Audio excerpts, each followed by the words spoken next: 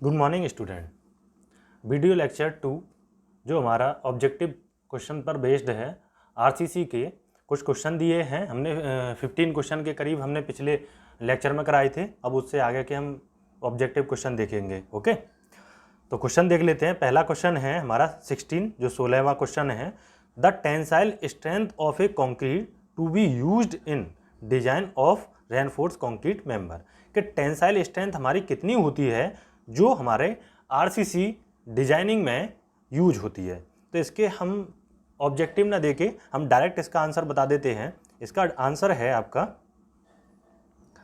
Tensile strength जो होगी, आपकी टेंसाइल स्ट्रेंथ जो होगी बराबर होगी 0.7 रूट में एफ सी के।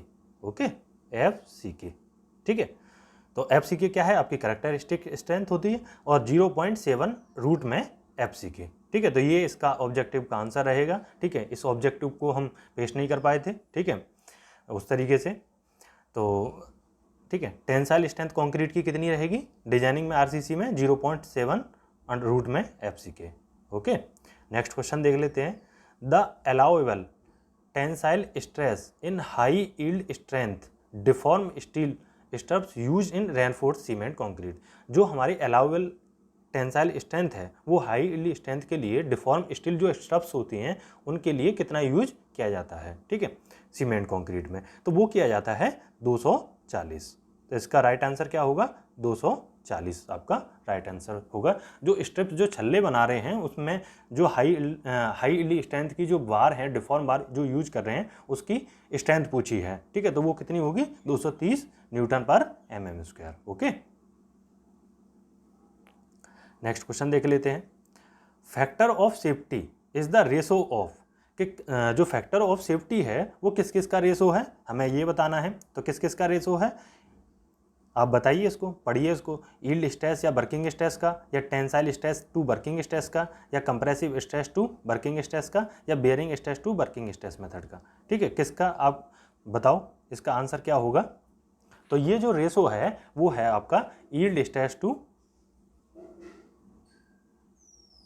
ठीक है, इसका आंसर है yield stress to working stress method, ठीक है। Yield stress to working stress method stress का factor of safety is the ratio of yield stress to working stress का जो रेशो है उसको हम फैक्टर ऑफ सेफ्टी कहते हैं। यील्ड स्ट्रेस आपका क्या होगा, एफ वाई और डिवाइड बाई एफ, ठीक है। फैक्टर ऑफ सेफ्टी के साथ वर्किंग स्ट्रेस मेथड तो डब्ल्यू यू, ठीक है। तो yield stress divide by working stress, okay, इन दोनों का रेशो होता है factor of safety. Next question की तरफ बढ़ते हैं। The factor of safety for a steel as compare to concrete is क्या होती है। जो फैक्टर ऑफ सेफ्टी होती है आपकी किसके लिए, स्टील के लिए होती है, वो कंपेयर टू कंक्रीट क्या होती है, लोअर होती है या हायर होती है, सेम रहती है या नन ऑफ दीज, ठीक है। जो फैक्टर ऑफ सेफ्टी जो हम स्टील के लिए लेते हैं वो क्या लेते हैं, लोअर, ठीक है, लोअर लेते हैं, ठीक है। कितना लेते हैं, 1.15, ठीक है, और उसके लिए 1.5। तो फैक्टर ऑफ सेफ्टी क्या लेते हैं, हम कम लेते हैं स्टील के केस में। क्यों लेते हैं, क्योंकि जो हमारा स्टील है वो लेबोरेटरी में तैयार होता है, ठीक है, उसमें हमारे गलतियों की गुंजाइश कम रहती है। और जो कंक्रीट है हम फील्ड में बनाते हैं तो थोड़ा सा उसमें एडमिक्सचर जो मिलाते हैं या जो लेबर का जो वर्क रहता है उसमें कुछ गलतियां हो जाती हैं, उसकी वजह से हम पहले से उसका फैक्टर ऑफ सेफ्टी थोड़ा ज़्यादा लेते हैं, ठीक है। थोड़ा ये अनकंट्रोल्ड है, वो कंट्रोल्ड प्रोसेस है। ओके, नेक्स्ट क्वेश्चन देखते हैं। Pick up the correct statement from the following. इसमें से हमें करेक्ट स्टेटमेंट बताना है कि कौन सा इसका करेक्ट स्टेटमेंट होगा। ए ऑप्शन है dead load include self weight of the structure and superimposed load permanently attach to the structure. जो डेड लोड होता है आपका वो क्या होता है, उसमें सेल्वेट इंक्लूड होता है, उसके साथ साथ में उस पर जो परमानेंट लोड जो अटैच होता है वो इन दोनों का कम्बिनेशन होता है डेड लोड, या फिर dead load change their position and very in magnitude. तो बिल्कुल गलत आंसर है। इसका जो आंसर है वो पहला ही है, ठीक है। इसका जो आंसर है आपका पहला ही ऑप्शन है। और भी ऑप्शन देख लेते हैं जो कि पहला ही हमें पता चल गया है। Dead load are known as the beginning of the design, गलत। ठीक है, या नन ऑफ दीज। तो पहला हमारा ऑप्शन था कि डेड लोड जो रेशो जो सम होगा किस किस का सम होगा, डेड लोड होगा आपका, डेड लोड जो होगा आपका एक तो सेल्फ वेट, ठीक है, सेल्फ वेट, और प्लस होगा आपका सुपर इम्पोज लोड जो परमानेंट लोड है, ठीक है, परमानेंट लोड के बराबर। ओके, नेक्स्ट क्वेश्चन देख लेते हैं। In a singly reinforce beam the permissible stress in concrete reaches earlier. तो जो सिंगली रेनफोर्स बीम में है उसमें जो परमिसिबल स्ट्रेस है वो कंक्रीट में पहले पहुंच जाती है, ठीक है, देन दैट इन स्टील में बाद में पहुंचती है। तो the beam section is called, तो वो सेक्शन क्या कहलाएगा? अगर हमारा, ठीक है, इसको समझ लेते हैं थोड़ा। अगर कंक्रीट में जो सिंगल रेनफोर्स बीम है और परमिसिबल स्ट्रेस जो होती है वो कंक्रीट में अगर पहले पहुंच जाए, मतलब इसका मतलब ये है कि वो कंक्रीट में फेल होगी, ठीक है, कंक्रीट में फेल होगी हमारी बीम। तो जब वो कंक्रीट में फेल होगी तो वो कौन सा फेलर कहलाता है? ओवर रेनफोर्स, ठीक है, या ब्रिटल फेलर कहलाता है। तो वो बीम क्या कहलाती है? ओवर रेनफोर्स सेक्शन कहलाती है, ठीक है। अगर ये किस में फेल होती? स्टील में फेल होती तो क्या कहलाती? अंडर रेनफोर्स सेक्शन कहलाती, ठीक है। और हम क्या चाहते हैं कि अंडर रेनफोर्स सेक्शन को ही हम डिजाइन करते हैं, क्योंकि अगर वो स्टील में फेल होती है तो एक वार्निंग देती है, ठीक है, वो बीम क्या होती है? झुकती है, तो तुम्हें दिखाई देता है कि ये जो बीम है वो कुछ आने वाले टाइम में फेल हो जाएगी, ठीक है। बट अगर ब्रिटल फेलर होता है या ओवर रेनफोर्स सेक्शन अगर फेल होगा तो एकदम से बिना बॉन्डिंग दे एक साथ ही फेल हो जाएगा, ब्रिटल फेलर कि पूरा जो बीम या स्लैब होगा वो गिर जाएगा, ठीक है। तो ध्यान रखना, कंक्रीट में अगर परमिसिबल स्ट्रेस पहुंचे तो ओवर रेनफोर्स सेक्शन, ठीक है, अगर स्टील में पहुंचे तो under reinforce section. Okay, next question देखते हैं। Flexure strength of a concrete is determined as a. Flexure जो स्ट्रेंथ होती है वो निकलती है आपकी मॉडुलस ऑफ रप्चर, FCR भी बोलते हैं इसको, ठीक है। Flexure strength of concrete is determined as a modulus of, इसको इसके नाम से भी जाना जाता है, मॉडुलस ऑफ रप्चर भी कहते हैं फ्लेक्चर स्ट्रेंथ को, और इससे ही ये डिटरमाइन होती है। ओके, नेक्स्ट क्वेश्चन देख लेते हैं। तो इसका आंसर क्या रहेगा? Modulus of rupture. तो live load with time can vary in. तो लाइव लोड जो होगा वो टाइम के साथ में क्या होता है? अपना मैग्नीट्यूड चेंज करता है या पोजीशन चेंज करता है, मतलब जगह बदलता रहता है। और मैग्नीट्यूड जो जैसे मानो 10 किलो न्यूटन का है तो क्या वो उन दोनों चीज़ों को चेंज करता है? तो ना तो, एक और ऑप्शन है सी, ना तो पोजीशन चेंज करता है ना मैग्नीट्यूड चेंज करता है। तो इसका राइट आंसर क्या होगा? इसका राइट आंसर होगा कि वो पोजीशन के साथ साथ में मैग्नीट्यूड भी चेंज करता है टाइम के साथ में, ठीक है। वो थोड़ा सा कम या ज़्यादा हो सकता है, और दूसरा पोजीशन भी चेंज करता है लाइव लोड, ठीक है। डेड लोड नहीं करता, ना मैग्नीट्यूड चेंज करता ना पोजीशन चेंज करता dead load. Okay, next question. The maximum shear stress जो टाउसी मैक्स होता है Q in concrete of A reinforce cement concrete beam. तो जो टाउ मैक्स होता है वो किसके बराबर होता है? ठीक है, shear force divide by lever arm into width, पहला ऑप्शन। दूसरा ऑप्शन है लीवर आर्म या शियर फोर्स या विड्थ। तो पहला ही ऑप्शन आ जाता है इसमें कि जो lever arm, shear force divide by lever arm और विड्थ, ठीक है, ये ऐसे रहता है, इसको बता देते हैं, ठीक है। टाउ सी मैक्स या टाउ सी मैक्स बराबर होता है आपका बराबर V U shear force divide by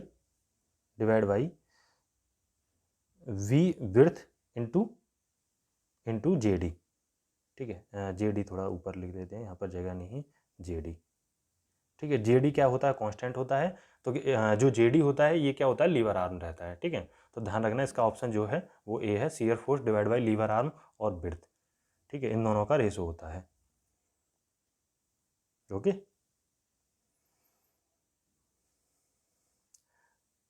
25th question है, shear capacity of an RCC beam without shear reinforcement. जो शियर कैपेसिटी होगी रेनफोर्स कंक्रीट बीम की विदाउट शियर रेनफोर्समेंट, जब आपने शियर रेनफोर्समेंट प्रोवाइड नहीं किया है तब उसकी शियर कैपेसिटी कितनी होगी आपकी, ठीक है, बीम की या रेनफोर्समेंट की कितनी होगी? तो इसका जो आंसर है, ठीक है, इसका आंसर है आपका टाउ सी, ठीक है, tau C into V D. ठीक है, ये हमने निकाला भी था, tau C into V D क्या होता है, उसका मिनिमम उस समय जो विदाउट शियर एनफोर्समेंट के इसकी इतनी स्ट्रेंथ रहती है। ठीक है, टाउ वी वी डी और tau C V D square tau V, तो ये सब गलत आंसर हैं आपके। ठीक है, तो सही आंसर क्या है, tau C into V D. Okay, next question देख ले। Shear enforcement is provide in the form of, जो शियर एनफोर्समेंट हम प्रोवाइड करते हैं वो किसके फॉर्म में हम यूज करते हैं, वर्टिकल वार देते हैं या इंक्लाइंड वार देते हैं या combination of vertical and inclined bar या एनी ऑफ द एबव, मतलब इनमें से कोई सा भी ऊपर से हो सकता है आंसर। तो हम वर्टिकल के रूप में भी देते हैं शियर एनफोर्समेंट, इंक्लाइंड के रूप में भी देते हैं और कॉम्बिनेशन देते हैं, वर्टिकल और इंक्लाइंड दोनों का हम कॉम्बिनेशन भी देते हैं। ओके, तो इनमें से जो आंसर होगा वो होगा कि कोई भी इनमें से हो सकता है, किसी भी तरीके से हम क्या दे सकते हैं, इसमें शियर एनफोर्समेंट दे सकते हैं। ओके, 28वां क्वेश्चन है pick up the correct statement, कि इसमें से कौन सा करेक्ट स्टेटमेंट है। तो bent up bar at the support resist, जो बेंट अप बार होती हैं वो एट ए सपोर्ट को रजिस्ट करने के लिए होती हैं। The negative bending movement, support पर जो नेगेटिव बेंडिंग मूवमेंट आता है उसको सपोर्ट करती हैं, या bent up bar at a support resist the shearing force, the bent up bar at a support resist the shearing force. तो यही आपका आंसर है। ठीक है, और देख लीजिए आप इसका answer, the bending of bar near the support, नहीं, bending of bars near the support generally at 45 degree, ये रहता है इसमें। हाँ, इसमें से सभी आंसर हैं, देखिए the bending of bar near the support generally 45 degree पर हम प्रोवाइड करते हैं, ये भी इसका आंसर है। The bent up bar at a support resist the shearing force, ये भी बिल्कुल इसका आंसर है। और दूसरा एक the bent up bar at a support resist the negative bending movement, तो इसके सभी आंसर हैं। ठीक है, तो ऑल ऑप्शन क्या है इसके करेक्ट है। ठीक है, तो क्या करती है वो 45 के करीब हम डिग्री पर उसको उठाते हैं, सपोर्ट के पास में शियर को रजिस्ट करती है और नेगेटिव बेंडिंग मूवमेंट को रजिस्ट करती है। ओके, 29 क्वेश्चन देख लीजिए। Spacing of stubs in a rectangular beam, rectangular beam में आपकी जो स्पेसिंग रहेगी स्टब्स की वो कितनी रखी जाएगी स्पेसिंग। ठीक है, और कहाँ कहाँ पर कितनी रखी जाती है। तो kept constant through out the length, जो पूरी लेंथ में जो बीम की में जो स्पेसिंग रखी जाएगी, उन दोनों के छल्लों के बीच की जो दूरी रखी जाएगी, क्या वो पूरा बीम में एक समान रखी जाएगी, पहला आंसर। दूसरा आंसर है इनका decrease toward the centre of the beam, तो सेंटर की तरफ क्या हो जाएगा, जो छल्लों की जो दूरी है वो घटेगी क्या, क्या ये आंसर है। या इंक्रीज एट द एंड, या जो सपोर्ट की तरफ जाएं तो छल्लों की जो स्पेसिंग है वो बढ़ जाएगी। ठीक है, क्या ये आंसर है। या increase at the centre of the beam, या सेंटर में आके जो छल्लों का जो दूरी है वो बढ़ जाएगी। तो बिल्कुल सही आंसर क्या है आपका, डी। ठीक है, जब हम सेंटर की तरफ जाते हैं तो जो छल्लों की स्पेसिंग है क्या होता है, बढ़ जाती है। ठीक है, क्योंकि छल्ले जो होते हैं वो आपके शियर रेजिस्टेंट के रूप में डाले जाते हैं, शियर को सपोर्ट करते हैं। ठीक है, तो अब जो शियर आता है मैक्सिमम कहाँ आता है, कॉर्नर पर आता है, तो कॉर्नर पर स्पेसिंग क्या रहेगी, पास पास रहेगी और सेंटर की तरफ दूर दूर होती जाएगी। ठीक है, तो बढ़ जाएगी। ओके,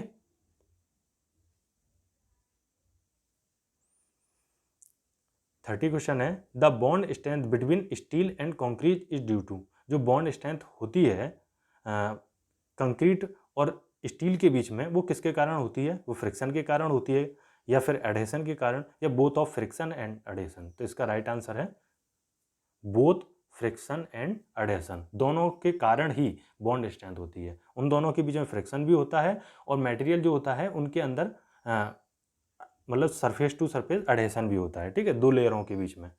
ठीक, फ्रिक्शन और एडहेशन दोनों के कारण।